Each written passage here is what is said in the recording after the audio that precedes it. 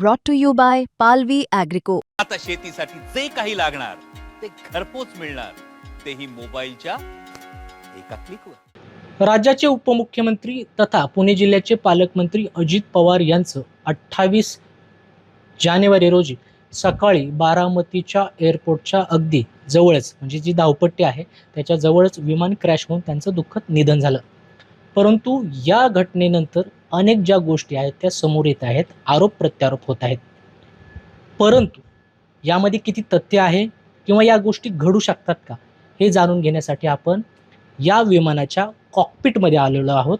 आणि हे जे कॉकपिट आहे ते या ठिकाणी जे विमान चालवणारे जे पायलट असतात त्यांना या ठिकाणी प्रशिक्षण दिलं जात आहे. आपल्यासोबत परांजपे सर आहेत. सर, आधी तुमचा परिचय सांगा, नेमकं काय कार्य असतं तुमचं? नमस्कार. प्रथम मला बोलवण्याबद्दल धन्यवाद.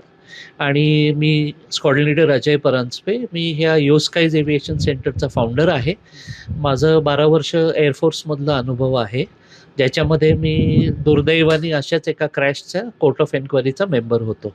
त्यामुळे मला थोडाफार एक अंदाज आहे की हे कशा पद्धतीने एन्क्वायरी केली जाते. आता हे सगळं तुम्ही बघितलं असेल, ज्या दिवशी हे CCTV आले, एक ब्लास्टचा CCTV आला आणि एक दुसरा विमान उतरतानाचा एक CCTV आलेला आहे. हे सगळं बघितल्यानंतर तुम्हाला काय वाटतं, हे नेमकं क्रॅश कशामुळे झालेलं असावं? तर थोडं आपण एक मिनिट मागे घेऊ, कारण ते जेव्हा मुंबईकडनं आले तेव्हा डायरेक्टली रनवेच्या लाईनमध्ये होते. पण जसं सांगितलं गेलं आहे की जेव्हा ते निघाले मुंबईहून, त्यांना सांगितलं गेलं की व्हिजिबिलिटी 3 किलोमीटर आहे. आता सर्वसामान्य माणसाला जमिनीवर 3 किलोमीटर म्हणजे खूप होते. पण इथे आपल्याला एक लक्षात घ्यायला पाहिजे की विमान खूप वेगाने जातं. आपण वाहनाने काय 120-130 मॅक्सिमम, इथे विमान उतरतच 150 किलोमीटर पर आवर. त्यामुळे जेव्हा ते 400-450 किलोमीटर पर आवरनी जात असतं तेव्हा 3 किलोमीटर काय फार लांबची हे नाही आहे. त्यामुळे खरं तर तिथे त्या बारामती एअरपोर्टला खालून उतरण्याला मदत करण्याच्या सोयी नसल्यामुळे तिथे खरं तर रिक्वायरमेंट आहे 5 किलोमीटर पाहिजे, व्हिजिबिलिटी ज्याला म्हणतात, की किती लांब पायलट बघू शकतो विमानातनं. पण माझा असा अंदाज आहे की निघताना त्याला असं वाटलं असेल की ठीक आहे, मी पोचेस तोपर्यंत ऊन येतंय वर, ती व्हिजिबिलिटी वाढेल. पण जेव्हा तो आला एअरपोर्टपर्यंत तेव्हा त्याला ते दिसत नव्हतं, हे त्यांनी सांगितलेलं आहे ATCला.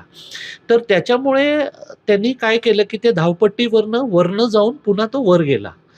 कारण हे साधारण केलं जातं, जर धावपट्टी दिसत नसेल नीट तर तो प्रयत्न करतो, जवळ आल्यावर त्याला दिसते पण फार उशीर झालेला असतो उतरायला, म्हणून तो पुन्हा हवेत जातो आणि पुन्हा वळण घेऊन परत येतो. तर हे विमान उलटं जाऊन पुन्हा परत आलं उतरण्याचा प्रयत्न करायला. आणि जेव्हा ते रनवेशी पुन्हा अलाईन होत होतं तेव्हा काहीतरी गडबड प्रात्यक्षिक करून दाखवू ते शकतो. आपण करून दाखवू शकतो. तर आता हे ते विमान नाहीये, खरं विमान जे आहे ते आपण इथे दर्शवलंय. आता हे मी फक्त एक तुम्हाला विमान उडवतानाचा अंदाज कसा येतो, तर आता आपण असं सुरू करू की जणू मी आता पुन्हा एकदा आलोय रनवे अलाईन करायला. आणि जर मला रनवे अचानक दिसला आणि माझ्या लक्षात आलं की मी फार पुढे गेलोय, उजवीकडे गेलोय, तर मी बँक करणार त्या रनवेशी अलाईन करायला. म्हणजे कलंडणार. म्हणजे आता हे मी जसं दाखवतोय तसं आता मी असं आहे, रनवे माझ्या डावीकडे आहे, तर मी असं बँक करणार. ओके. आता हा जर रनवे असेल, मी त्याच्या आधी असेल बँक केलं तर मी बरोबर जाईल. पण समजा चुकून मी त्याच्या पुढे गेलो, तर आता मी जर बँक केलं आणि वळलो तर मी रनवेच्या उजव्या बाजूला जाईल. त्यामुळे मी जास्त बँक करणार डावीकडे यायला. आणि हे जेव्हा बँक केलं जातं, आता हे जर तुम्ही अंदाज बघितला तर साधारण आपल्याला CCTV मध्ये असं दिसलेलं आहे ते विमान एवढं कलंडलेलं असं जात होतं आणि हा. ते नंतर असं झालं. कलंडले कसं? हा. तर वळण्याचा त्यांनी प्रयत्न केला असावा. त्याच वेळेला आयदर ते विमान स्टॉल झालं. स्टॉल म्हणजे काय, तर जेव्हा विमान आपण असं डावीकडे वळवतो तेव्हा नाक सरळ राहत नाही, ते असं खाली जायला लागतं. त्यामुळे पायलटला ते शिकवलेलं असतं की तो नाक वर घेतो. पण जसजसं तुमचं हे वळण जास्त होत जातं तसं विमान अचानक पडण्याची शक्य असते, ज्याला एव्हिएशनमध्ये स्टॉल म्हटलं जातं. ते एक अतिशय धोकादायक एक मॅन्युव्हर असतो एव्हिएशनमध्ये, ज्याला सगळे घाबरतात. आणि पायलटला प्रशिक्षण पण दिलं जातं की स्टॉल होऊ नये, विमान कुठल्या कंडिशनमध्ये स्टॉल होऊ शकतं. तर तिथे ते विमान ज्या प्रकारे असं होऊन खाली कलमडले, हा टिपिकल स्टॉलचा कॅरेक्टरिस्टिक आहे. म्हणजे अंतर जे आहे ते चुकलं, त्यांचा अनुमान चुकला. हो, असं असू शकेल जे झाले, ती एक शक्यता आहे. दुसरी शक्यता म्हणजे हा एक फार विमान उतरवणं हे पायलटसाठी सर्वात कठीण काम असतं. टेक ऑफला कसं छोट्या धावपट्टीवरनं तुम्ही आकाशात जाता, पण जेव्हा उतरता तेव्हा मोठ्या आकाशातनं तुम्ही छोट्या धावपट्टीवर उतरताय. त्यामुळे तो अंदाज घेणं, वारा असतो, वाऱ्याने पण विमान इकडे तिकडे जाऊ शकतं, ढग येतात ज्यांनी दिसत नाही. त्यामुळे उतरवणं हे सर्वात कठीण काम असतं पायलटसाठी. त्यामुळे त्या उतरवण्याच्या फेजमध्ये अजून एक शक्यता जी असू शकते ते म्हणजे टेक्निकल फेल्युअर. म्हणजे काय तर आता ह्या विमानाच्या जे खरं विमान आहे त्याच्यात 2 इंजिन आहेत.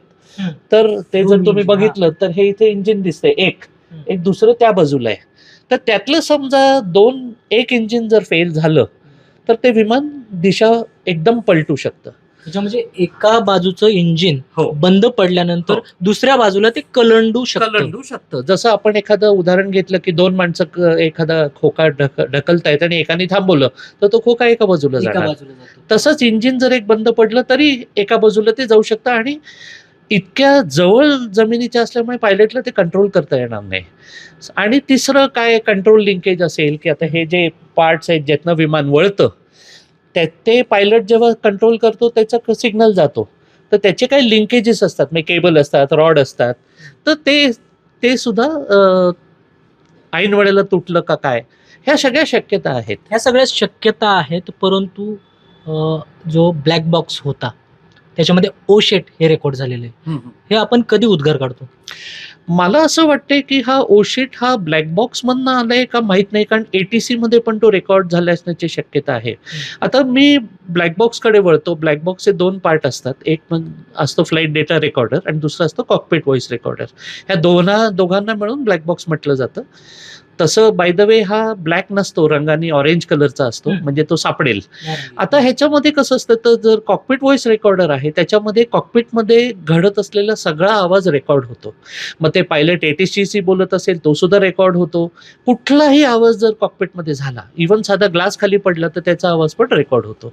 आणि तो साधारण मागले अर्धा तास क्रॅशच्या किंवा 1 तास डिपेंडिंग ऑन कुठला CVR आहे तितक्या वेळेचं रेकॉर्डिंग असतं. परंतु हा ओशेट हा उद्गार कधी काढला जातो?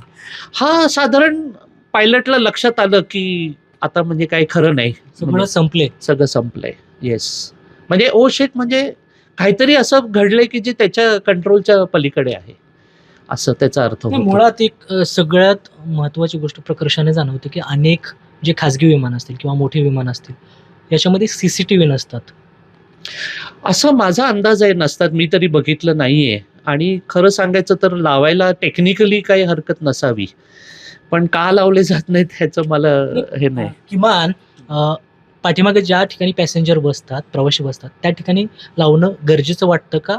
आणि अशा घटना ज्यावेळेस घडतील त्यावेळेस त्याची खरी परिस्थिती जी आहे ती समोर येईल असं वाटतं का? खरी परिस्थितीला मदत नक्कीच होईल, कारण विमानात काय घडतंय शेवटच्या क्षणी हे आपल्याला कळून येईल.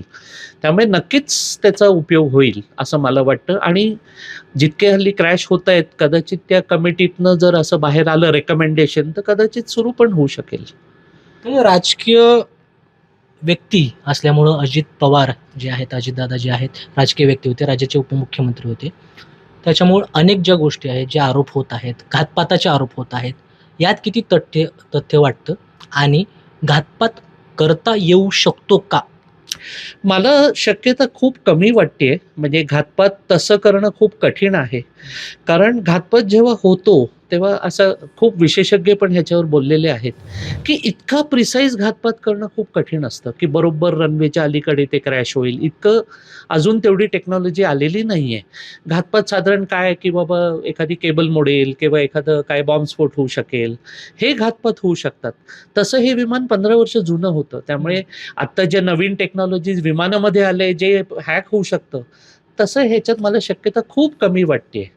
पण शेवटी कसं आहे की विमान कशामुळे क्रॅश झालं हे जेव्हा नक्की कळेल, आपण हे जे 2-3 हे बघितले ह्याच्याही व्यतिरिक्त काही असू शकतं जे FDR मधनं बाहेर येईल. मग त्याच्यावर ते का घडलं ह्याच्यावर मग जेव्हा रिसर्च होईल तेव्हा तो खरं कळेल की घातपात आहे का नाही. पण मला शक्यता खूप कमी वाटते घातपाताची. म्हणजे इतकं प्रिसाईज जे बोललं जातं की अरे साहेबांची बॉडी बाहेर फेकली गेली आणि कागद जळले नाही. मला पर्सनली त्याच्यात काही विचित्र वाटत नाही, कारण जेव्हा एखादी गोष्ट क्रॅश होऊन तुटते आणि आग लागते तेव्हा काहीही होऊ शकतं. यू कॅनॉट प्रेडिक्ट की काय जळेल आणि काय नाही जळणार. आता कागद अशी शक्यता आहे की विमान आपटल्या ते कागद फोर्सने बाहेर फेकले गेले. ही लोक बाहेर फेकली गेली नाही कारण त्यांनी सीट बेल्ट लावलेला होता, त्यामुळे ते विमानाबरोबर राहिले. जेव्हा स्फोट होतो तेव्हा तो बॉम्ब सारखा आहे. तुम्ही जर विमानात बघितलं, सिनेमात बघितलं, बॉम्बस्फोट जेव्हा दाखवले जातात तेव्हा हवेतनं उडताना लोकांना दाखवलं जातं, एवढा त्याचा शॉक असतो त्या एक्सप्लोजनचा. त्यामुळे त्या सीट बेल्ट त्यांना थांबवणार नाही, ते बाहेरच फेकले जाणार त्यावेळेस. सगळ्यात महत्त्वाचा प्रश्न असा आहे की बारामतीचा जो रनवे आहे तो टेबल रनवे आहे. किती आव्हानात्मक असतं ज्यावेळेस अशा पद्धतीने विमान उतरलं जातं? खूप छान प्रश्न आहे तुमचा. ह्याच्यामध्ये मी सांगू इच्छितो की जेव्हा विमान वरनं येतं त्याला आपण कम्पेअर करू की एक रनवे की तो एकदम जमिनीला सपाट आहे आणि एक आहे टेबल टॉप आहे. तर टेबल टॉप हा हाईटवर असल्यामुळे, आणि आपण दोन रनवे कम्पेअर करू की एक शेजारी आहे जो एकदम जमिनीच्या लेवलला आहे, तर त्याचा अँगल वेगळा असल्यामुळे पायलटला अंदाज वेगळा घ्यायला लागतो टेबल टॉपला. त्यामुळे तो दिसण्याचा आपला जो अंदाज असतो तो चुकू शकतो किंवा बदलतो सुद्धा. त्यामुळे त्याला टेबल टॉपला उतरवण्याची कला थोडी वेगळी असते. त्यामुळे खरं तर जिथे आता मँगलोरला जसं टेबल टॉप आहे तिथे हे शिकवलं जातं. आणि दुसरं काय असतं, तुमच्या डोक्यात एक असतं की नॉर्मल रनवे जेव्हा असतो मी जास्त रिलॅक्स असतो उतरवताना, कारण मला माहिती आहे थोडं जरी चुकून मी आधी पडलो तरी जमीन फ्लॅट आहे. इथे जसं इथे घडलं की ते टेबल टॉपच्या खालीच ते आदळलं 50 मीटर. त्यामुळे ती एक भीती असते की मी चुकून आधी टचडाऊन झालो तर मी खालीच जाईन. त्यामुळे त्याला ते चान्स कमी असतो उतरवण्याचा, त्यामुळे त्याला अंदाज जास्त लागतो टेबल टॉपवर. आणि इथे दुसरी गोष्ट अशी आहे की सूर्य त्यावेळेला येत होता वरती, कारण जेव्हा ते उतरत होते ते ईस्टच्या डायरेक्शननी त्यांचं नोज होतं, पश्चिम उत्तर. त्यामुळे त्याची एक शक्यता नाकारता येत नाही. अजून एक गोष्ट लक्षात घ्यायला पाहिजे की असा एक प्रश्न होऊ शकतो की मग एवढ्या एअरपोर्ट्सवर विमानं दिवस रात्र उतरत असतात, त्यांना नाही का उन्हाचा त्रास होत? तर जर त्यांना झाला तर त्यांना खालच्या एअरफील्डवरनं ट्रान्समीटरवरनं, ज्याला ILS म्हणतात, इन्स्ट्रुमेंट लँडिंग सिस्टम, त्याची त्यांना सोय अवेलेबल असते. ती आपल्या पुण्याकडे आहे, मुंबईकडे आहे. पण हे बारामतीचं ट्रेनिंग एअरफील्ड्ससाठी वापरण्यामुळे ही सोय तिथे नाही आहे. त्यामुळे पायलटला डोळ्यांनी अंदाज घेण्यापलीकडे त्याला दुसरा पर्याय नाही उतरवायला, जे काही खूप कठीण असतं करणं. आणि अजून एक तुम्हाला सांगू इच्छितो की आता तिथे ही अशी प्रशिक्षणाची विमानं तिथे उडत असतात, पायलट तिथे शिकतात बारामतीला. तर हे विमान खूप स्लो उडतं. ह्यांचं जे विमान होतं तुम्ही बघितलं तर जेट इंजिन आहे. त्यामुळे ह्याची उतरण्याचा जो वेग आहे तो ह्या छोट्या विमानापेक्षा खूप जास्त आहे. त्यामुळे त्याला तेवढाच वेळ कमी मिळतो अंदाज घ्यायला. हे सगळे फॅक्टर्स आहेत त्याच्यामध्ये. तर ते परांजपे सर आहेत, त्यांनी शक्यता वर्तवल्यात, म्हणजे अगदी घातपात असेल किंवा अपघात असेल, या सगळ्या शक्यता वर्तवल्या आहेत. हे जे विमान आहे ज्यावेळेस ते लँड होत होतं, कदाचित तो जो पायलट आहे त्याचा अंदाज चुकला आणि हे जे विमान आहे ते कलंडलं आणि त्यानंतर अपघात झाला. या सगळ्या शक्यता आहेत किंवा घातपात होण्याची शक्यता आहे का, तर यावरती त्यांनी स्पष्ट असं उत्तर दिलेलं आहे. घातपाताची शक्यता फार कमी आहे. त्यामुळं खरं कारण जे आहे ते अंतिम तपासात समोर येईल. या केवळ शक्यता आहेत. त्यामुळे जे घटना आहे ती अत्यंत दुर्दैवी आहे आणि या घटनेतून अनेक गोष्टी शिकण्यासारख्या आहेत. राज्याचे उपमुख्यमंत्री अजित पवार हे यातून गेलेले आहेत. या अपघातात त्यांचं निधन झालेलं आहे. परंतु सगळ्यात शेवटी जो काही तपास असेल त्या अंती सत्य समोर येईल. कृष्ण पांचाळ, मुंबई तक, पिंपरी चिंचवड, पुणे.